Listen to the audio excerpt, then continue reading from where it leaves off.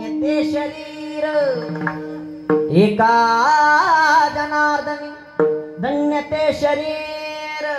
त्यांनी केलंय काय बाबा परमार्थ संसार एक रूप एक लक्षात घ्या आपण केलेला परमार्थ आपला परमार्थ होत नाही दादा आपण केलेला संसार देखील संसार होत नाही पण साधू संतांनी महात्म्यांनी केलेला परमार्थ परमार्थ होतो आणि संसार देखील परमार्थ होतो म्हणून संसार एक रूप केला परमार्थ एक रूप केला म्हणून या जगतामध्ये ते धन्य धन्य ते भाग्याचा तरला संसार अभंगाचा भाव सगळ्याच्या हृदयापर्यंत पोहोचला असेल हा सरळ सोपा वारकरी संप्रदायाच्या नियमाप्रमाणे झालेला अभंग आता तुम्ही झोपायला नाही महाराज विठाला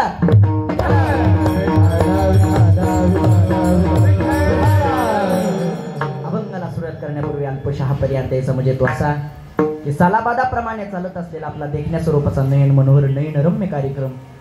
एक लक्षात घ्या ज्ञानोबरायाच्या सानिध्यामध्ये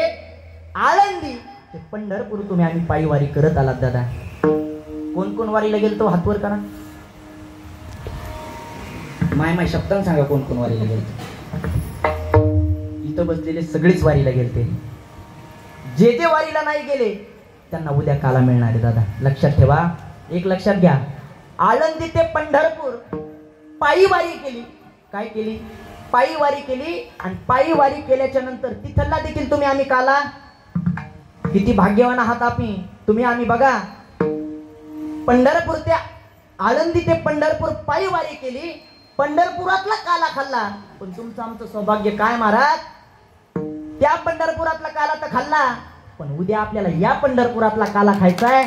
तुम्ही आम्ही भाग्यवान आहात दादा लक्षात घ्या म्हणून या ठिकाणी आल्याच्या नंतर मला फार मी भाग्यवान आहे महाराज मला आनंद वाटला महिला मंडळ पुरुष मंडळ गाणारे वाजवणारे आबाल वृद्ध महाराज 4-5 लेकरं माझ्या मांडीपाशी बसलेले होते महाराज माझ्या पायापाशी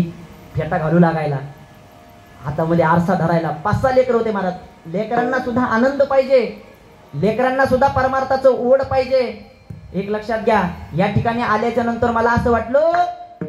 की मी तुमच्या बारुळ गावामध्ये कीर्तन करत नाही मला असं वाटलं मी साक्षात पंढरीश परमात्म्याच्या महाद्वार आणि हा देखील पंढरी परमात्म्याचा महाद्वार आहे आनंद वाटला महाराज हा आनंद हा सोहळा बघून मला तुकोबरायचं एक प्रमाण आठवलं महाराज उत्तम ते ठाव रम्य स्थळाला